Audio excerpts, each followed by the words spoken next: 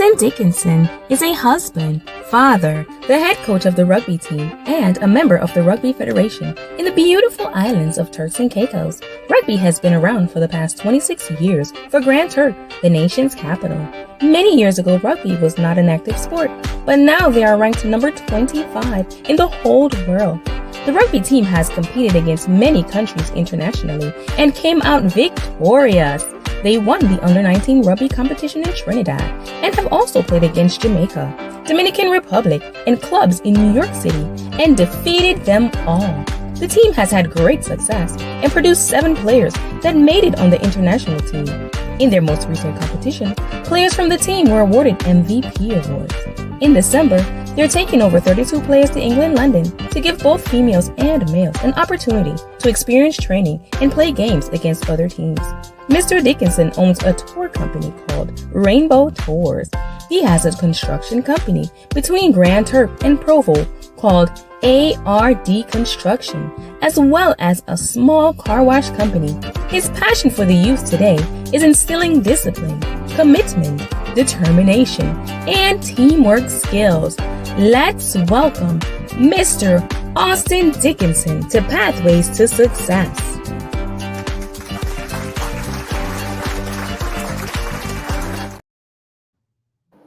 Welcome to Pathway to Success. I'm your host. I want to apologize for a late start on Pathway to Success this evening. We had some technical difficulties. We had to get that sorted out from the Turks side. But we're happy today to have the head of the rugby team of the Turks in Caicos Island, Coach Austin Dickinson. Welcome, Coach Austin Dickinson, to Pathway to Success. Coach, can you hear me? It's a pleasure to be here with you. Yes, I can hear you. Can you hear me, Lot?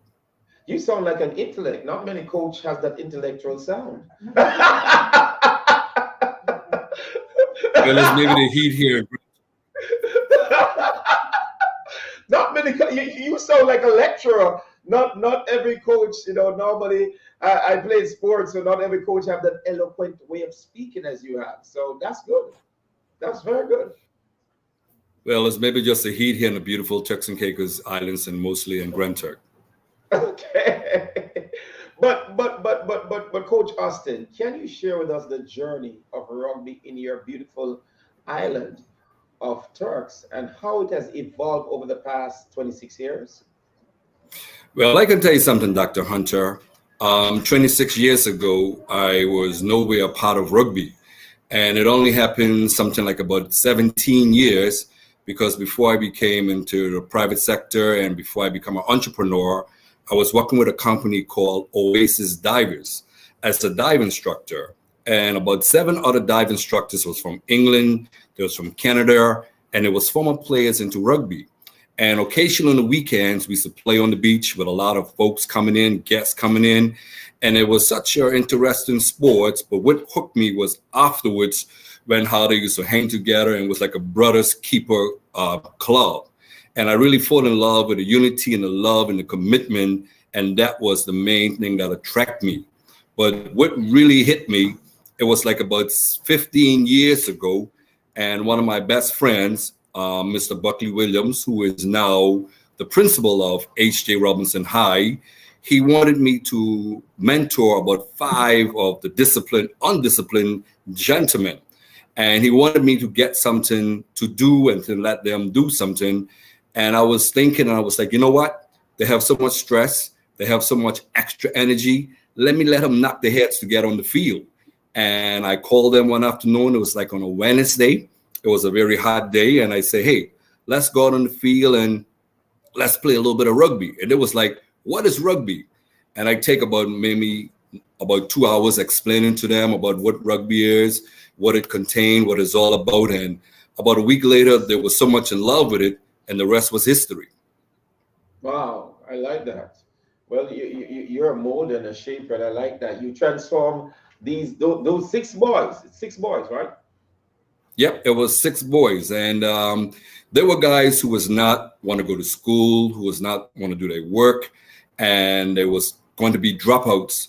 And I sit down, I talk to them, and I said, I promise you, if you can stick it out for this last year in high school, if you graduate, I will continue and I will commit to this and I will make sure that you guys will get a job in the community. I will make sure that something will happen to you in life, and let's make that bet. And we made the bet, and strangely enough, all 6 of them graduated.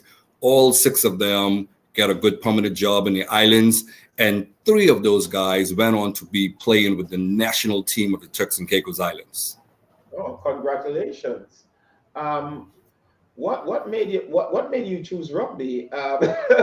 Because not many Caribbean island that I know, I'm sure you must have identified which island I'm from by my accent, but not many Caribbean islands I know really play rugby. I'm from a small Caribbean island, and we're all about soccer, track and field, cricket, and I think they play a little rugby. I don't know how well Jamaica is good at that part, but yeah.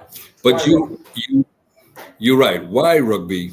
Rugby was unknown, and in Grand Chuck, it was nobody playing it. At that time in Providence,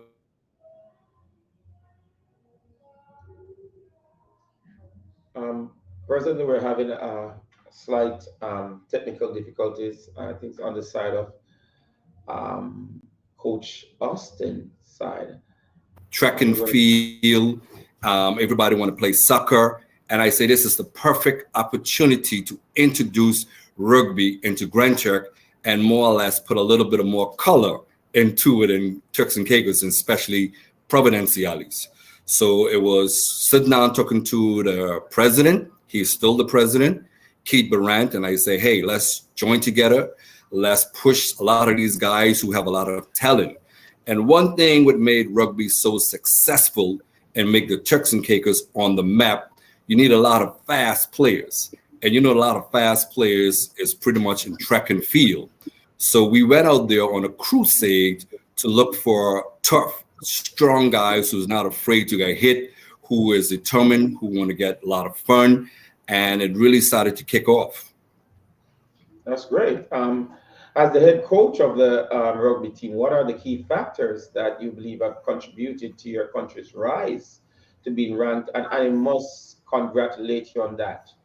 A small island, beautiful small island, is being ranked at number 25 in the world. That's coach. I have to take my hats off to you, and I must congratulate you on that ranking.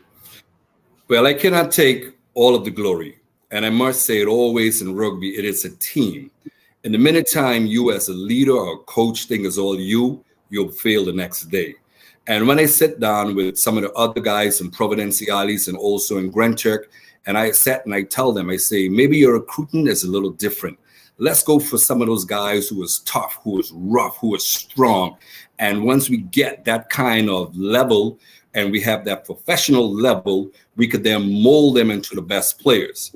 When we started out, and even in Providenciales, the Turks and Caicos national team was ranked something like about 75th in the world. You have to remember, Dr. Hunter, there's only about over 50,000 people in the Turks and Caicos Islands. We was competing against countries like your country, Jamaica, with a few million, Trinidad and Tobago, the Yeah, Bahamas. that's true. A few million. We had a large pack who to choose from. So we sat down and we strategized and we say, listen, each island have key players.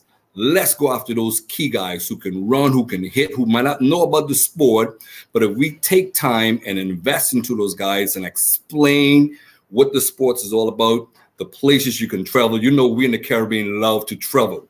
And once we start telling those guys, you can go to New York, Trinidad, England, Canada, America, the numbers from like about 30 become to about 50, from 50 become about 60.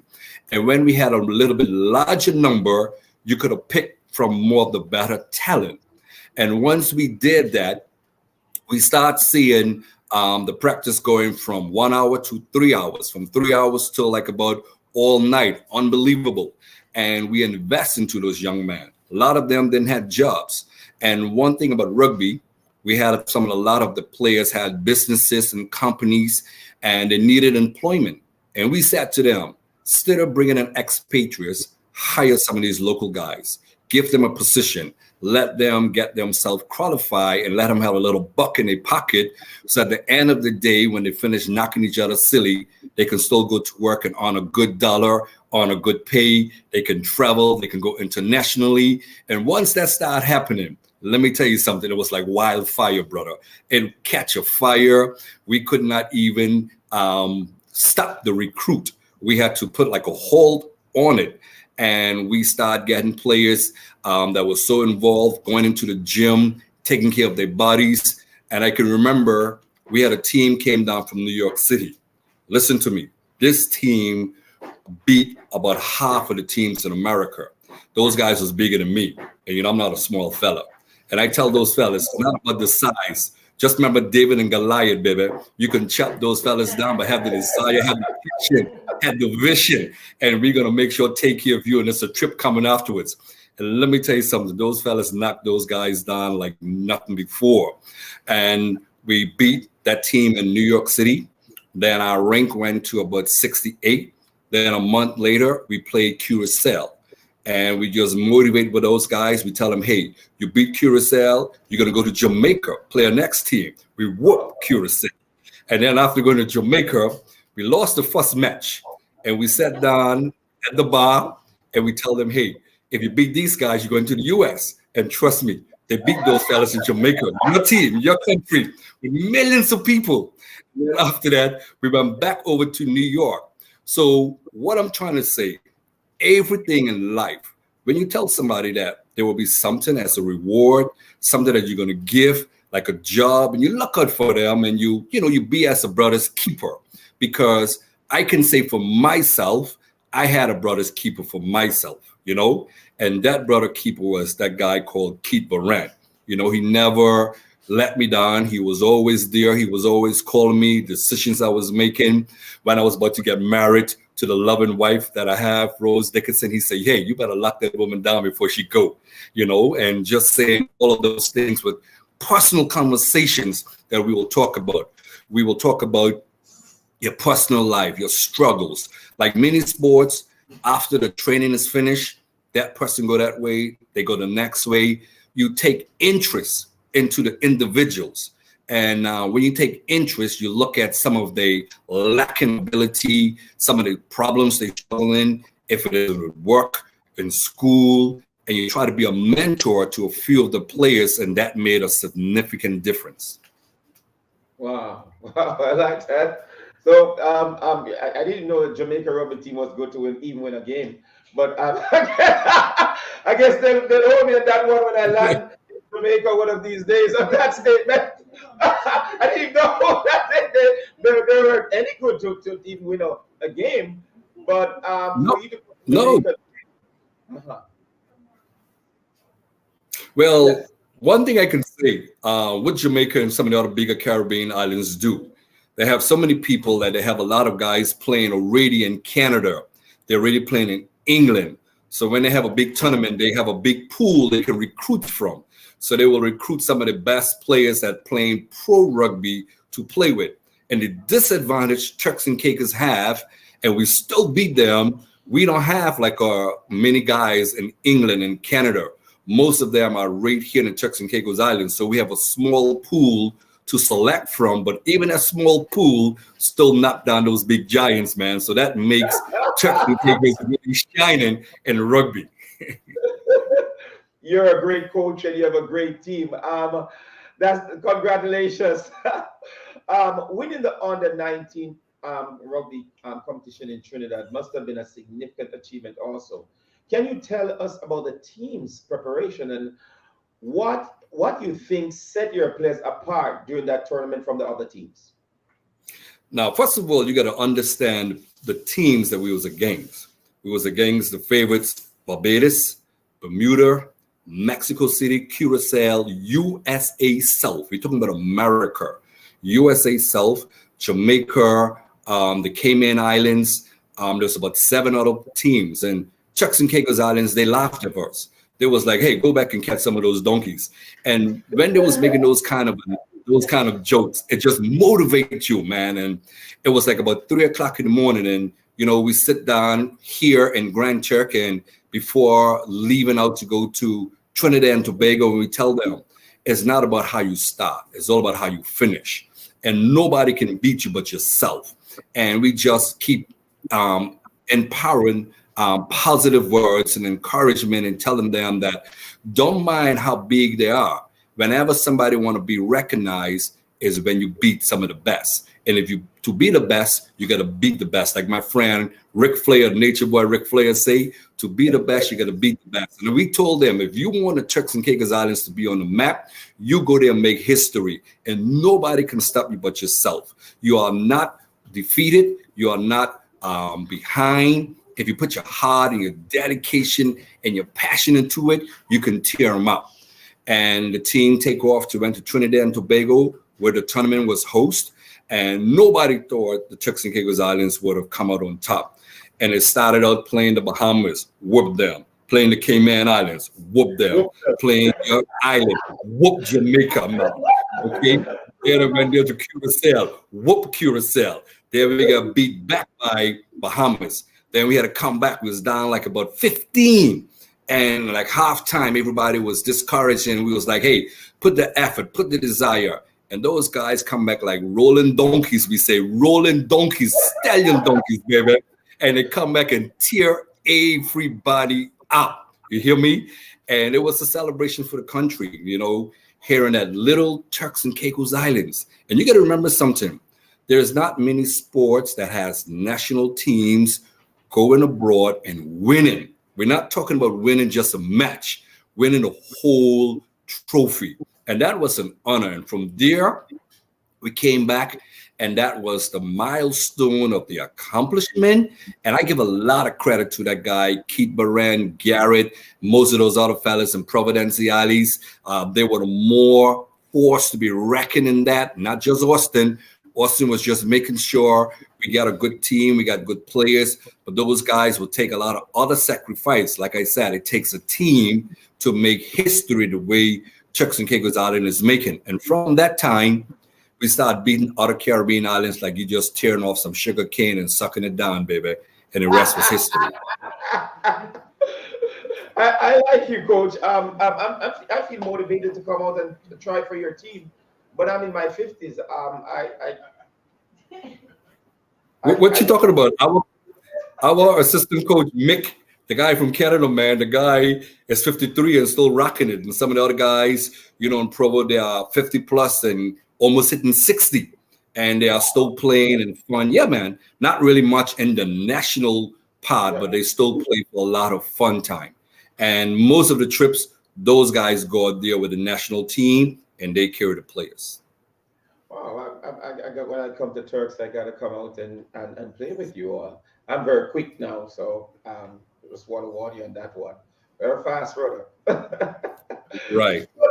But with all the success, competing and defeating countries like Jamaica, yeah, you got beaten on that one. Dominica got whooping too, and clubs in New York City is very impressive. How do you maintain the team's motivation and performance when you're facing such diverse opponents? Like I said, it's a lot of, we have like national head coaches, and they are based in Providenciales. They do more of the training when it comes for the national teams, so they spend a lot of time, a lot of talking, a lot of taking the guys out on a boat trips and sitting down talking and just telling them that, hey, there's nobody can beat you but yourself. And like I said, I give a lot of credit to the other national coaches. You understand? Not just myself, but they do more of the work when it comes for the national team. I'm not going to sit here and say Austin Dickinson does that. I don't do that part. I'm on the National Federation, but the coaching and the training come from most of those guys and to Providenciales, which is the bigger team. When it focused on Grand Turk, our Stallions, that's what I'm more or less responsible.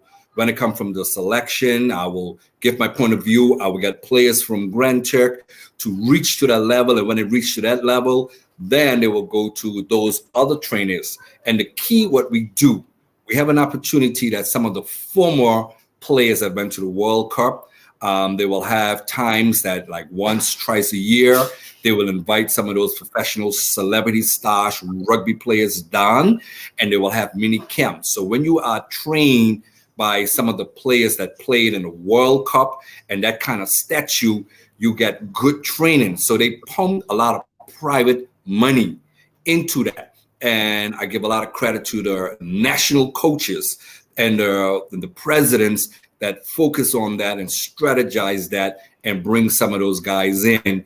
And when you bring in somebody like a LeBron James in basketball to say, and rugby, if you don't want to listen, you're going to listen. If you don't want to come out 6 o'clock in the morning or up until 9 o'clock at night, you're going to come just to be a part and be around of their presence.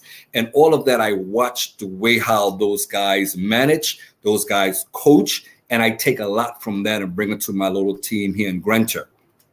Wow, you're a great mind. You're a great coach. Very wise with the other coach and persons who have really assisted in making this team a winning team.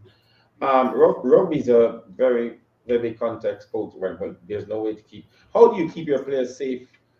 Um, oh, I think in tip-top shape because rugby is a contact sports where people get hit heavily. But how do you keep your players injury free? Well, back again in Provo, they have a good trainer. His name is Frazier. He has been a trainer for like about 30 something years. He's an expatriate now at Turks, and they have like doctors who volunteer their time and letting the athletes know of how to position your body to keep fit. Training, they don't like the training times. It's hard and it's brutal, and they keep those fellas in a lot of in top shape. So it's all about keeping your body fit, keeping your body prepared, and how to get hit, how to accept a hit. They train you. It might sound crazy, but when you are trained to prepare how to get hit with a full contact in the rock and the scrum, that's different positions that is in rugby. And again, I tip my hat off to all of those guys that is in Providenciales, all of those trainers, the doctors, and all of those guys that keep them in top shape. Here in Grand Turk, we do a lot of tag, which is with a co-lead with the girls and the guys and the tag and the pull-in. And afterwards we will prepare them and we do a lot of little training to get them to that state. And it's like going from primary school to high school and from high school to community college to university. And when I reach in those guys' hands in Provo, I step back. My job is to groom them when they are younger, prepare them, talk to them with the tag, with the high school. And when they reach from the high school, I turn them over to the more professional guys in Providenciales. How long is the rugby game? Because I've glimpsed it now and again on Fox, the British channel, the England team, Australia playing. How long is the game? The game lasts for? The game can last for up to about over 40 minutes and then up to 70 minutes and then that sense. And there's different halves that you could play, and you can play the sevens is different. The sevens is position where you have 7 players on the field at one time. It's more of a game and more of your faster players, you understand, and it's some of your more sprinters. When you have the 15s, that is where you have your big guys where you're tackling, then the smaller guys on your wing and your taller guys in the rock. So mostly we play the 15s and we play the 7s. The 15s is where it's more contact, it's more hitting, it's more strategy. The 7s is more sprint, it's more running, it's a bigger field, more fit. And that is one of the more hottest game to play, the 7s than the 15s. Wow, that's amazing. I learned so much from you today. But hosting the under 19, the under 19 and under 17 tournament internationally is no small feat, especially for small islands like where you and I are from. What were the challenges you faced during that event, and how did you overcome them? Well, once again, when they hosted the under 19, and that tournament was the first tournament played in the Turks and Caicos Islands. And we had Jamaica, we had Curacao, we had Mexico, we had the Bahamas, we had Guyana. And strangely enough, you might laugh, Jamaica won that tournament. And they Really? won, Wow. yeah, they won. And the advantage they had, most of the players came in from England. You understand? So they We picked some of the best players. And you cannot knock that. If you're representing your country, you bring the best. And if you yeah. had the opportunity, you do it. And once again, you had a strategy by the president, Keith Barrett, and persons like Garrett. They had a strong committee. I was on the committee. It took a lot of money. They had a lot of local sponsors. It was very costly. They had international referees, international media. It was streamed all over the world. And we won a couple of games, Turks and Caicos. We won a couple of games there. We did not get a duck, and we performed well home on our soil. But I think we played well, and that was our first time that we was challenged in a competition like that. And there have never been a competition at that magnitude that was hosted besides Carifta many years back.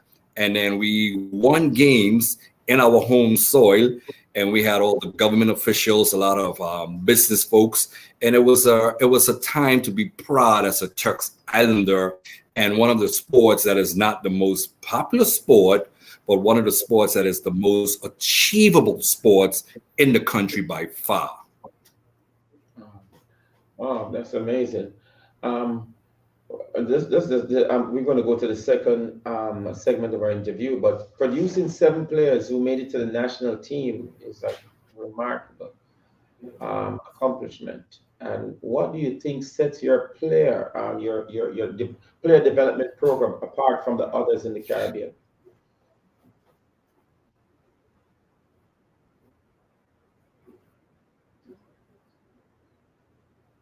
Well, from Grand Check, I will talk about Grand Check because Providenciales is one of the bigger islands by far, one of the more populated islands, and that is where we have our rugby field is in. We have our own rugby pitch, and all of.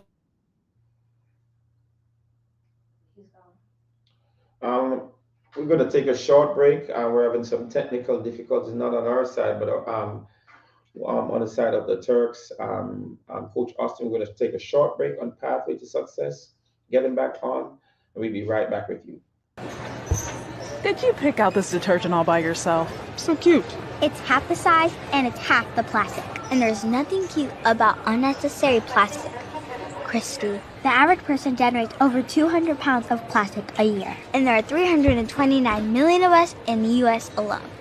Do you want paper or paper? Yeah. 7th generation Easy Dose laundry detergent. Half the size, half the plastic, all the clean.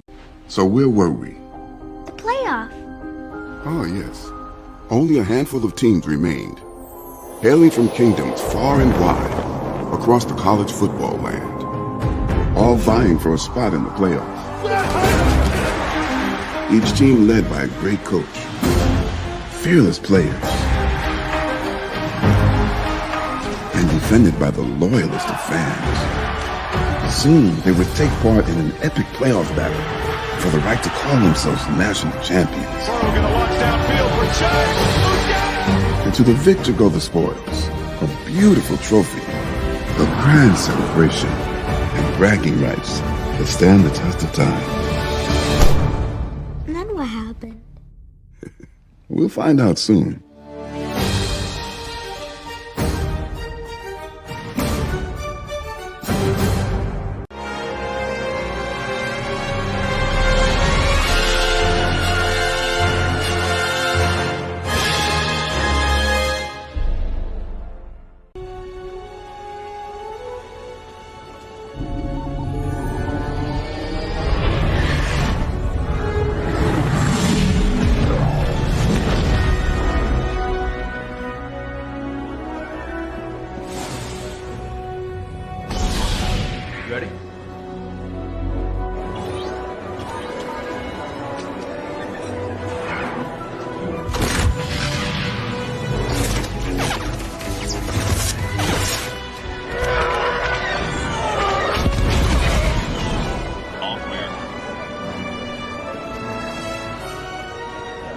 Come on out.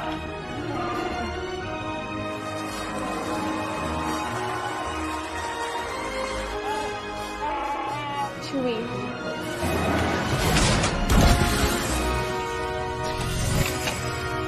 You know what's going on?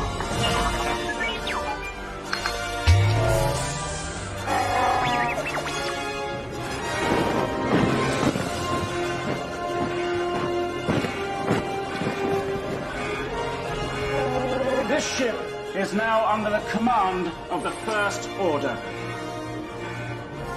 Live your Star Wars story in a new 2-night adventure. You know what I've come for. Only at Walt Disney World Resort. Kimor Gallimore Ministries presents Gospel to the World, featuring Martha Monizi, DJ Nicholas, Jason Mighty, Judith Gale, Carrie Diamond, AG Icon, The Journey, DAJ, Mr. Gallimore.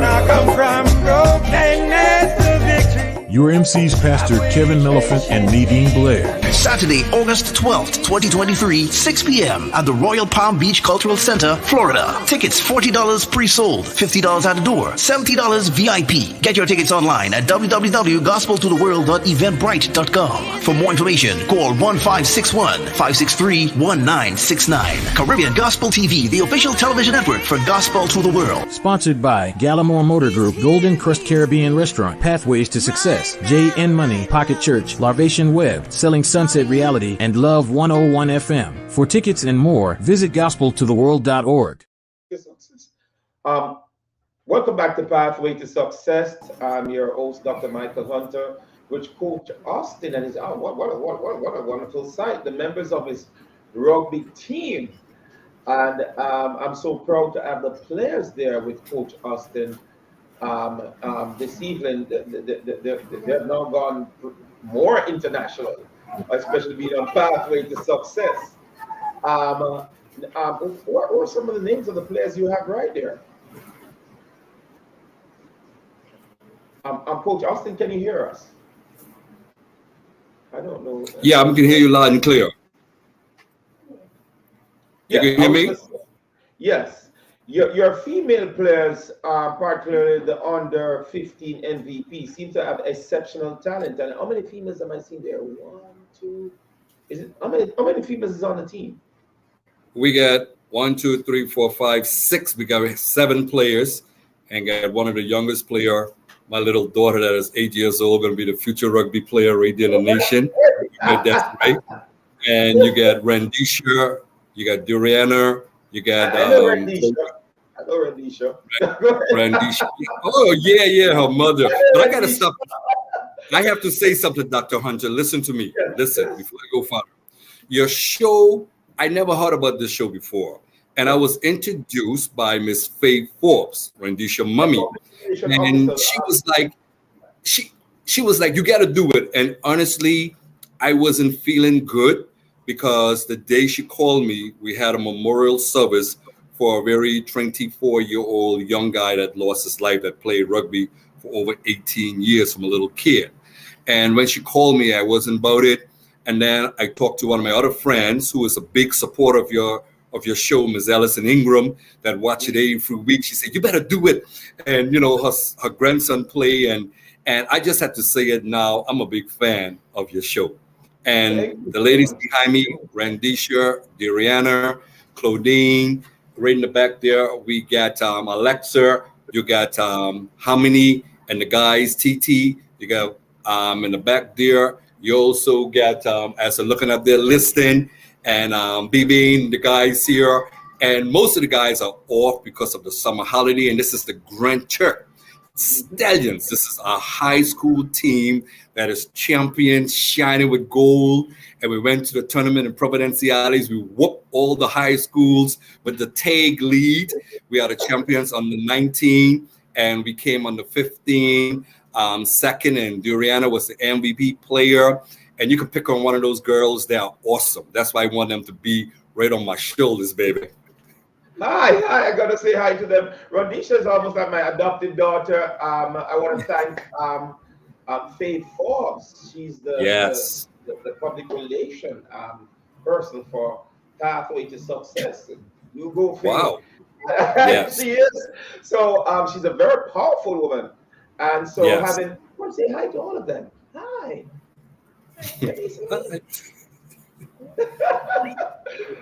Well, you know what, Coach? We're looking forward to come to Grand Turks to watch your team play and to really Right. do an interview also there and to take in some of your training sessions and also watch some of your match.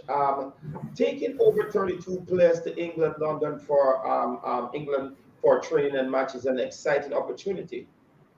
How do you plan to utilize the experience? I really have to give thanks to a gentleman named Mick Woodban. He is working here in Grand Turk as a superintendent of the prison, been playing rugby for 40 plus years. And many years ago, about 6 years, we took a team to Dominican Republic. Then about 4 years ago, we took about 23 to New York City. And it's going to be 22 kids with about 10 chaperones and about 32 going to be going to United Kingdom in December 10th. And with Mick Club, we're going to have a little bit of training in the snow. I hope it got cold and over there at that time. And we're going to do some sightseeing. We're going to have a mixed match. And these guys you see back here, as you ask them a question or two, they're going to make Grand Turk, not just Turks and Caicos. You got to make a difference. This is just Grand Turk Stallions that we are taking, not Providenciales, not the national team, but these guys right here. Grand Turk Stallion, I like that. Can each of them? I know you told me their name, but can each of them just come close and say, "My name is so and so. I play this position."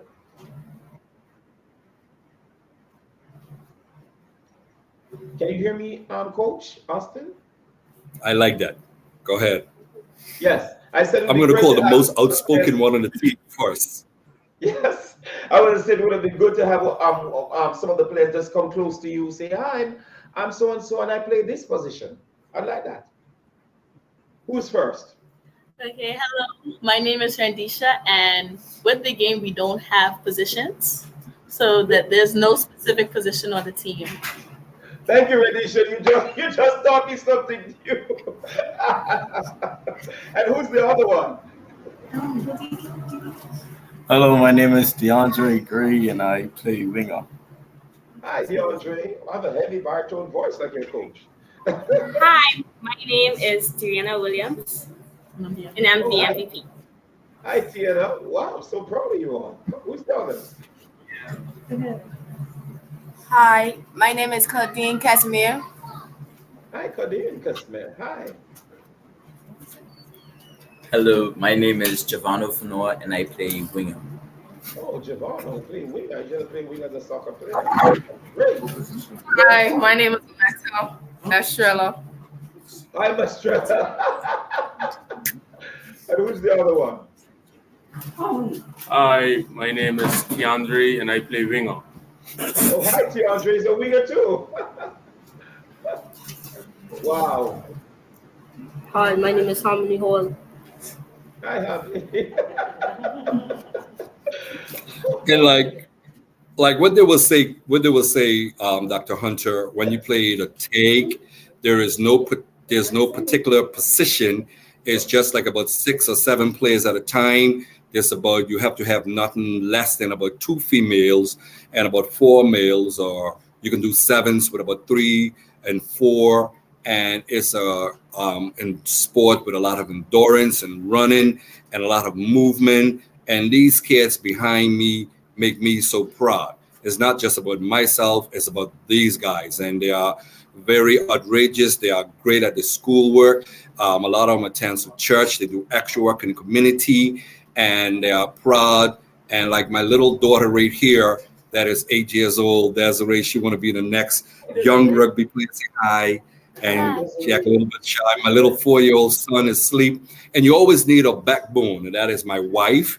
You need somebody to keep you mold when I'm always traveling, always going, to keep the ground tight and it takes a lot of other help. So it's a unit, and I am so proud of each one of these guys back here. And I could have never done it over the years, because every time I see them on the field, it motivates me to try to make the best out of them. And when you put yourself selfless and put them front, that's a big difference. And it's all about these kids here. They're the next leaders, the next premier, soon to be prime minister, teachers, lawyers, doctors, scientists, carpenters, all of that. It makes a unit. And that's what rugby teach. Education. You know, it doesn't matter where you come from. You could come in a little cardboard box. But when you step on the field and we push that knowledge, and we're not perfect, and we push that motivation into these guys right here. And every year, I can see some of the past rugby players in the banks, working in the leadership office of the premier, that's the leader of the country, working as teachers, working as doctors in their own businesses. And it makes you feel proud that this is what it's all about. And it's not a paying sport. As coaches, we don't get paid. We don't get a stipend. We don't get a dollar. It's what you feel from your heart and you give. Not like some of those other sports, I wouldn't call them names. They got big stipend. They got a salary. It's all about what you feel. And that's why this year in December, and they know it by now, it's going to make 12 years of rugby in Grand Turk. And that's why we're going to look for the king in England, baby. That's why where we go with come December, our Stallions. I'm so proud of oh my God, the Grand Turks Stallions. I mean, and I'm so proud of you and the team. I mean, great talented young men and young women, and your little daughter. And I'm sure your 14-year-old son, your 4-year-old son is going to take up that role one day. But you balancing your role as a rugby coach, a tour company owner, that's a lot, and a construction company owner, a husband, a father, must be challenging. How do you manage all these responsibilities effectively?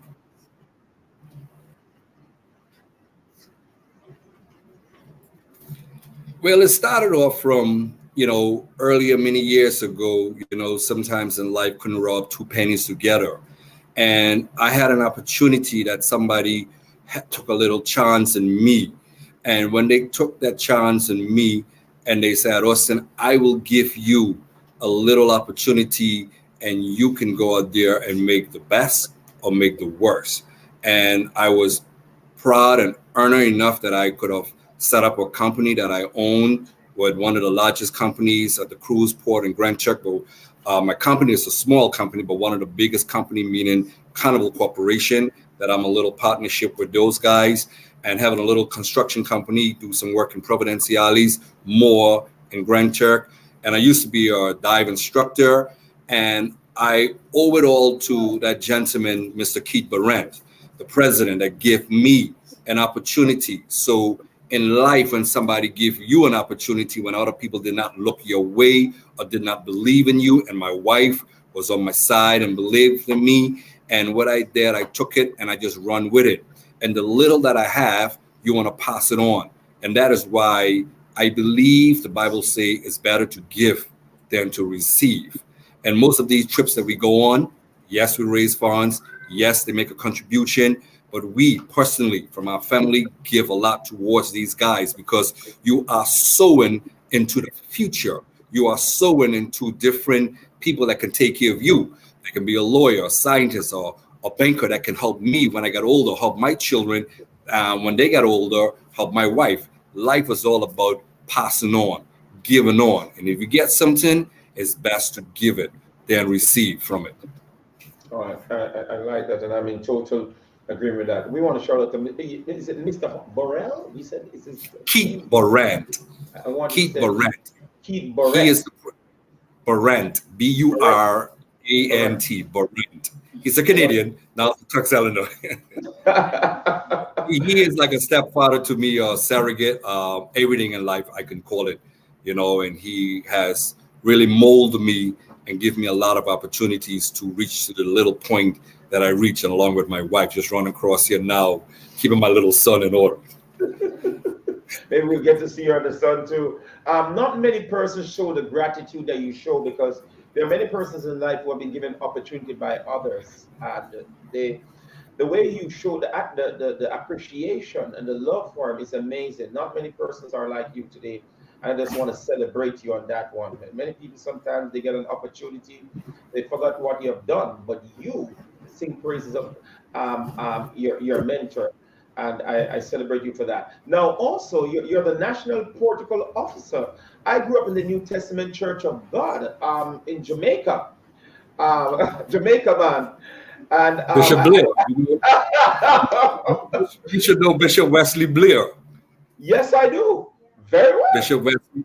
Yes, he was in charge of Jamaica and Cayman, and now Bishop Ismail Charles, who's in charge of the whole region. Right. And I like order, I like organization, and I like, structure. That's what makes us good. And I try to empower that in these kids and the house of God, although the government is first, but it has to start, and you have to have pride at the house of God. And I love order. I like structure. I like organization. And my local Bishop Ostraham Hamilton, and I got to give a shout out to him that being a lot in my life, and his wife, Miss Velma Hamilton. And like I say, and I like doing those things. I like to be a server.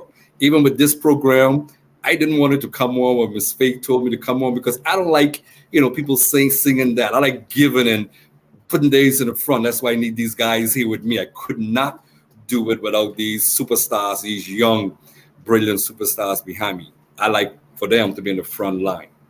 And you're a superstar yourself. I agree with Miss Faye Fobbs, our public relation officer, that you should be. As a matter of fact, you're created, and I want to congratulate you on your team. In Pathway to Success, we have interviewed Hollywood movie stars, we have interviewed NBA players, but it's the first one that we interviewed a rugby team. And so you have created history. I want you to remember that you've created history on this day, to be the first rugby team to be interviewed on Pathway to Success. And a great team you have. I'm so proud of you as a coach. I'm so proud of the young men and women. They're doing a great job, so manageable, so bold, and they're really carrying their nation flag higher and higher across the globe. Where do you see the team in the next 5 years?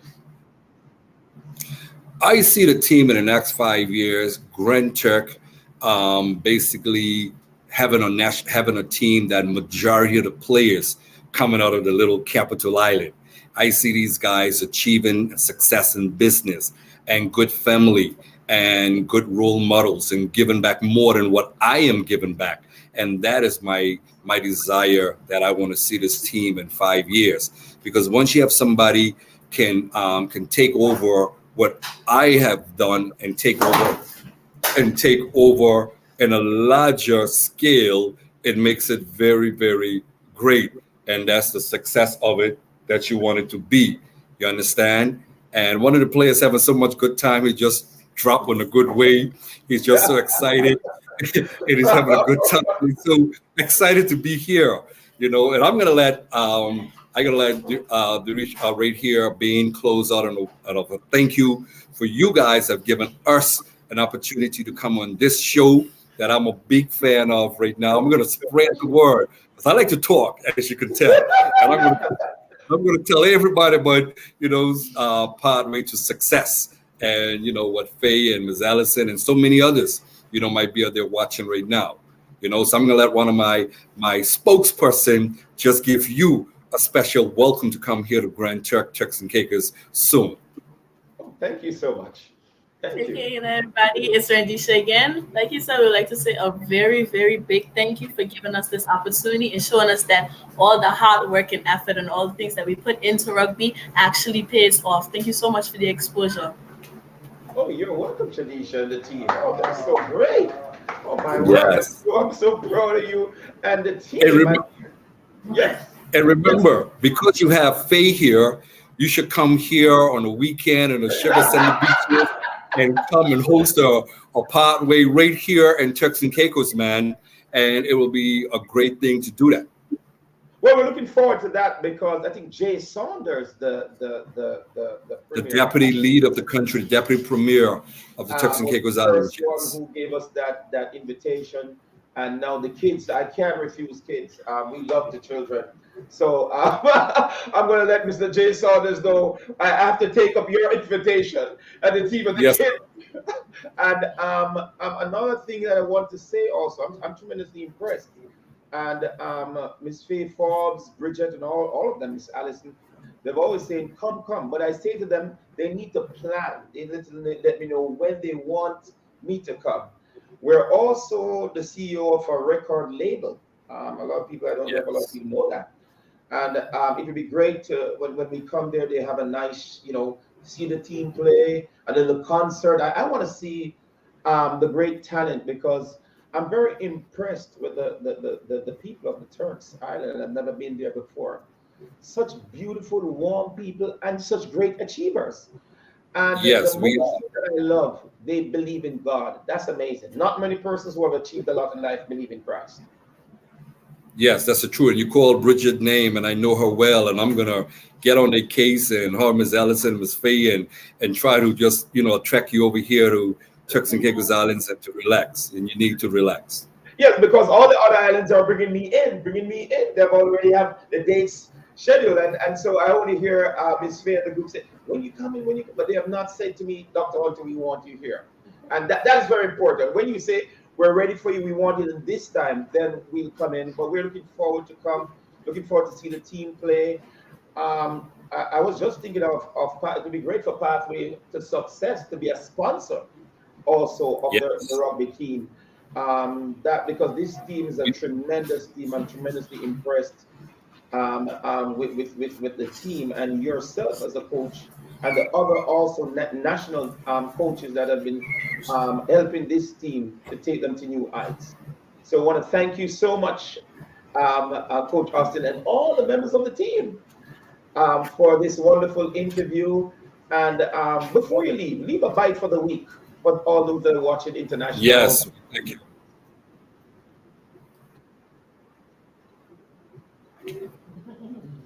Yes. Yeah. What's that? I'm sorry, I missed the question. I said, what is the bite for the week? I missed it.